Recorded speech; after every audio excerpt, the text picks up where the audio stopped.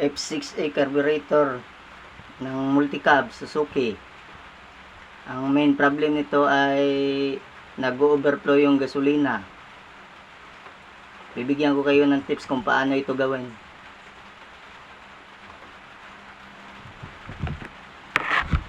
Yung problema nito, nag-overflow yung gasolina, tapos namamatay siya. Kaya gagawin na natin, madali lang ito. Ito lang yung papalitan, mga ka-DIY.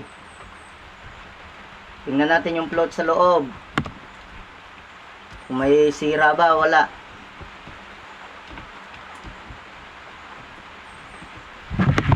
Tuklasin lang natin to.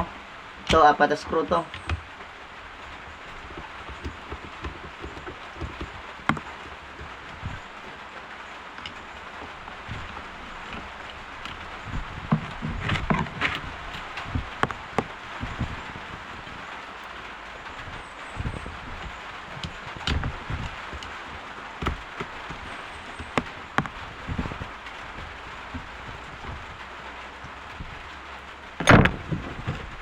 So, tanggalin natin itong 4 na screw. Natanggal na. Tapos, ito na yung loob niyan. Ito yung float natin. Nag-overflow yung gasolina. Kaya, ito yung gagawin natin. Based sa experience ko, ito palagi yung sira nito pag nag-overflow. Tanggalin natin ito yung pin. Ito yung pin. Yung pin, yan. Kita. Yan. Pagkatapos, bunutin lang natin at saka hawakan tong float para ilagay natin dito. Yan, ito na yun. Ito yung float nya. Inspect natin, okay naman. Wala naman siyang butas. Wala. Okay naman siya. At yung papalitan natin, ito yun. Ito yung nakakabit dito. Mabibili natin to, set to mabibili yung tinatawag na repair kit ng carburetor ng F6A. Sa mga automotive supply natin mabibili to. Ito papalitan natin dahil may bago tayo. Ito yung ipapalit.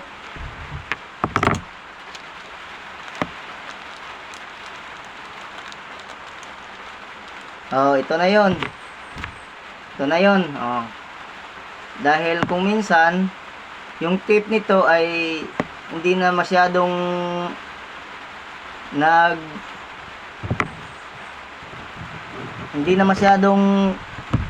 nakapit yung dito, kaya lumalabas yung gasolina, nag-overflow siya. Kaya ito lang yung papalitan. Ito yun. Ito yun. Yan lang. Papalitan na natin.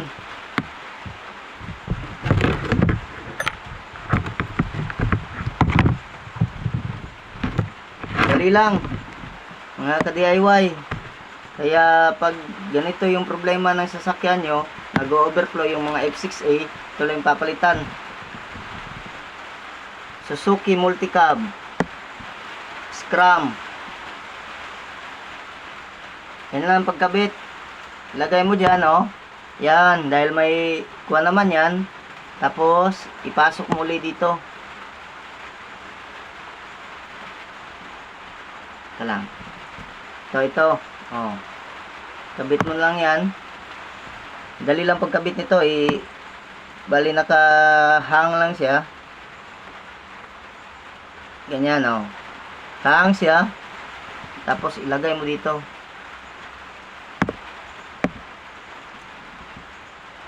Lang. Tandaanin natin dahil pag nasagi siya, mahulog siya.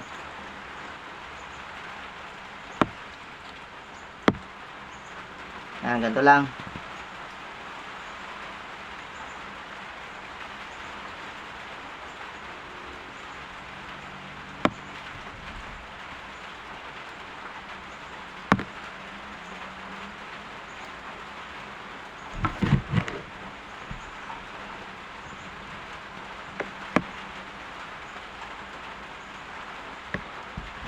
Tapos ibalik natin yung pin.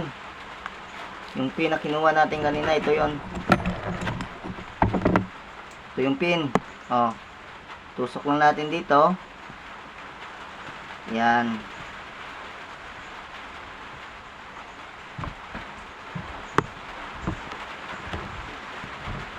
Tusok lang natin.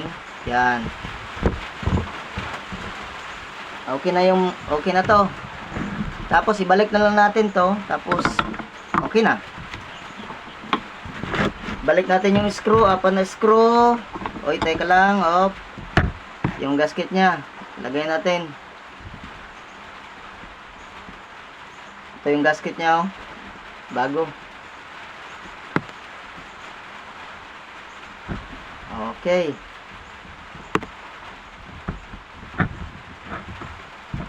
Ito na. Oh. Bago na yung gasket nito.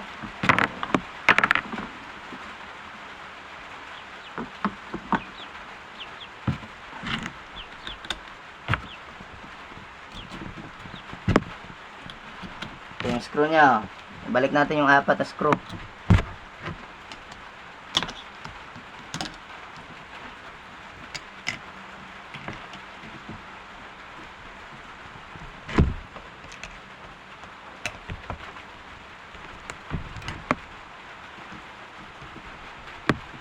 Yan, ganyan lang. Pag nag-overflow yung sasakyan nyo, yun lang yung papalitan nyo.